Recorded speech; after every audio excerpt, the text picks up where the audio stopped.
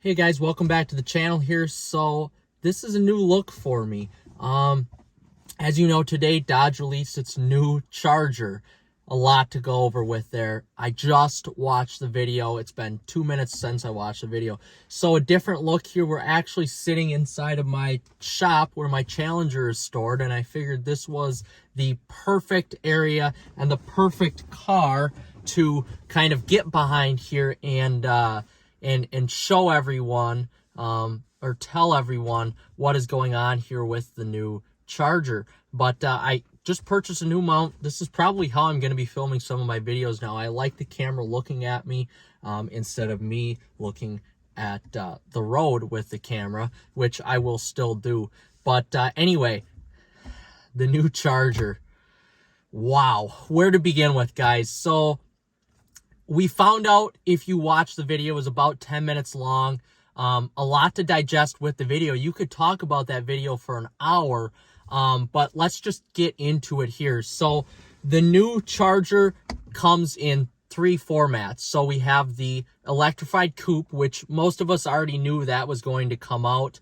The sedan, the 4-door sedan, that threw me off guard like no other. So the next one was what we expected. So the one we're all going to be interested in here was the Hurricane-powered, or is the Hurricane-powered coupe variant of the Charger. Now, with that being said, there was no sedan variant offered in internal combustion, which really sucks. So the Hurricane, very similar outputs to the Ram truck that is coming out, that is actually being delivered to dealers today. About 420 horsepower out of the standard output, and the high output was about 550 horsepower. So that came with a selectable all-wheel drive system that allowed you to disconnect that all-wheel drive system, specifically use rear-wheel drive and then connect it to all-wheel drive. They didn't release any 0 to 60 times, quarter-mile times, anything like that yet. Although I am suspecting that the standard output coupe all-wheel drive, if you have it in all-wheel drive, is probably going to go 0 to 60 in 4 seconds, 4.5 seconds, and then that high output engine all-wheel drive will probably do 3.5, maybe a little bit lower. I could totally be wrong. I don't know any of the specs of the vehicles yet. Brembo brakes, everything like that. I was, talking, of course, I'm in my Challenger SRT. I'm more interested in the internal combustion engines than I am the electric engines, but let's go over that. So there's 2 options there. The base model RT is about 500 horsepower, and I want to say just watching the video, I should know this, but I want to say the Scat Pack Daytona, the other variant, the higher output variant, is 600 horsepower, 650 horsepower. I believe it's 650. So that's really interesting. You can get both of those in a sedan or a coupe, but why not offer, and they may still do this, why not offer the sedan for the internal combustion Hurricane engine? I don't quite understand that, guys. But Tim Kuniskis, to his credit, I gotta say, he did one hell of a job at presenting that video. And frankly, the car may have been computerized. I couldn't tell. But he did a good job at displaying the video the way that would get a consumer to buy the product. Going back, as in the Hurricane, the 6-pack, going back to those days of the 70s with that 6-pack motor, 60s.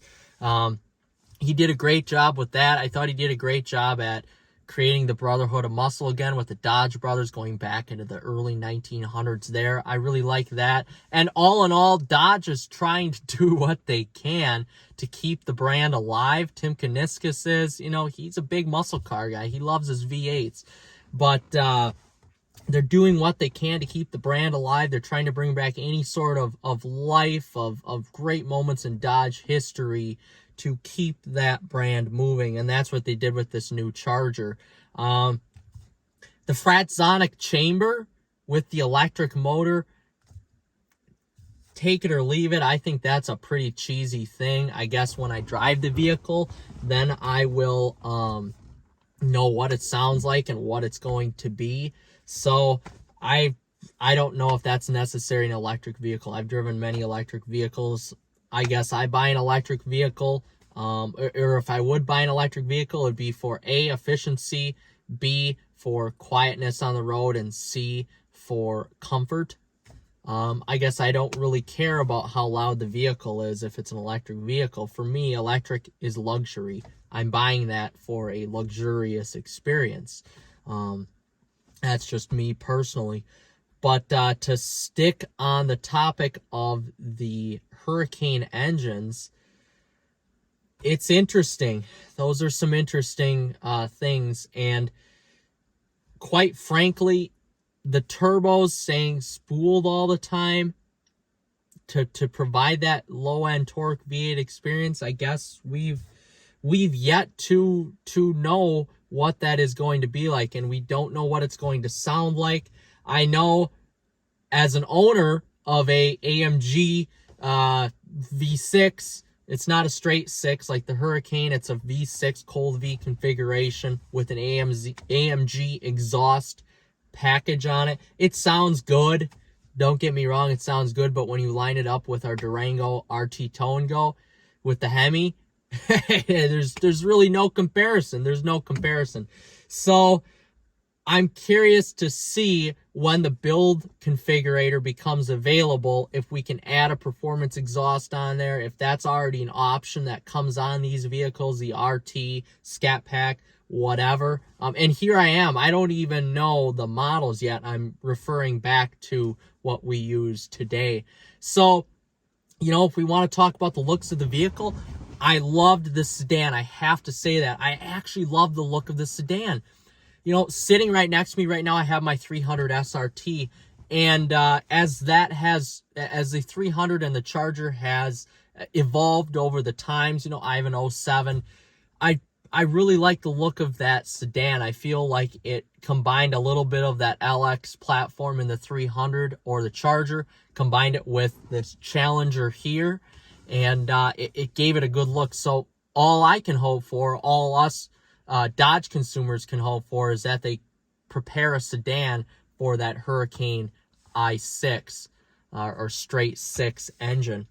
It looked fairly roomy. Of course, I don't know the specs. It looked like it was going to be comparable to the Challenger. You know, the rear seat folds flat, just like this Challenger does.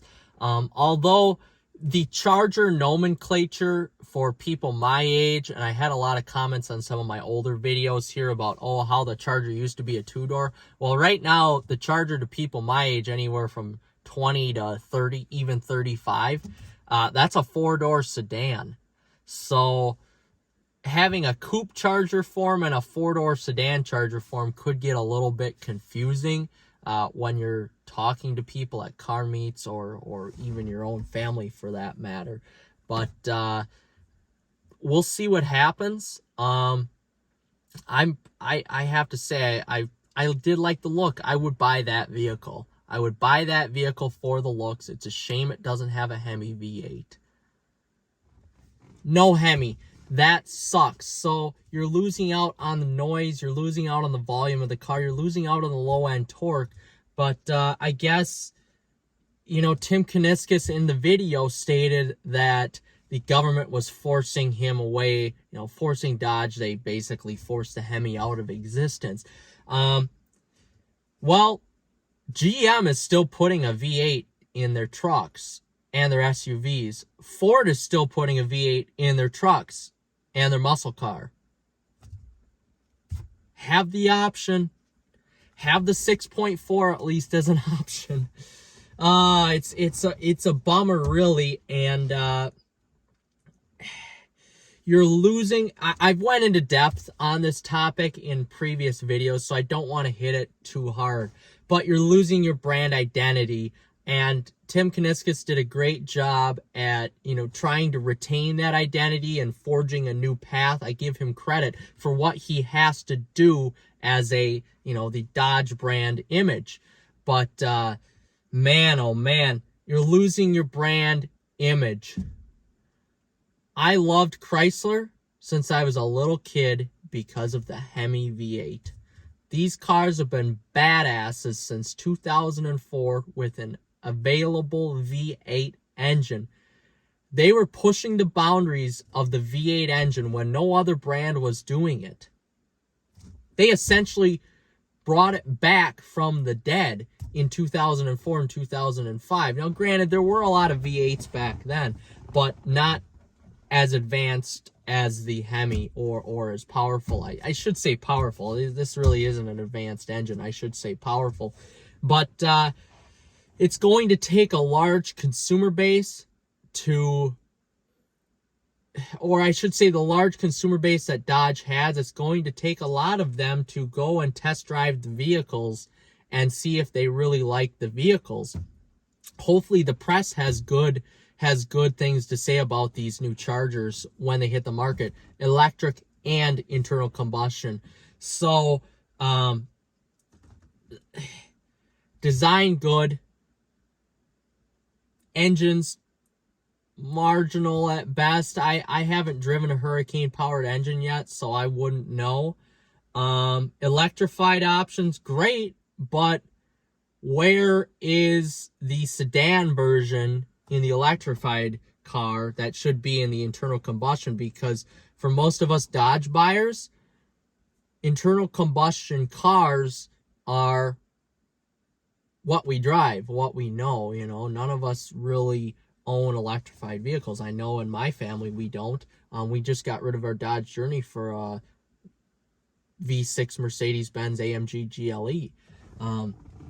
We weren't even thinking electric. That was the biggest change I was going to make, was from a V6 Dodge Journey to a V6 Mercedes AMG GLE. That was the most risk I was willing to take if I wasn't going to go with a Hemi. So you look at a lot of us buyers who maybe live in rural areas. You know, a lot of these Dodge dealers are in rural areas, and speaking, coming from a rural area and owning a business in a rural area, as much as I want to go electric doesn't make sense for me. So the focus should be on these internal combustion Hurricane straight six engines, in my opinion. But as more information comes out, I'm going to continue to make these videos.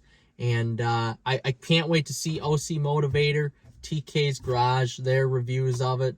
I mean, any of these large channels on YouTube, I'm curious to see what these much more well-off people than me have to say about the vehicles that can actually afford to go and buy a new vehicle from Dodge. So with that being said, look for more information. If you guys like these videos, if you guys like this new setup here that I have, like and subscribe. That would be much appreciated.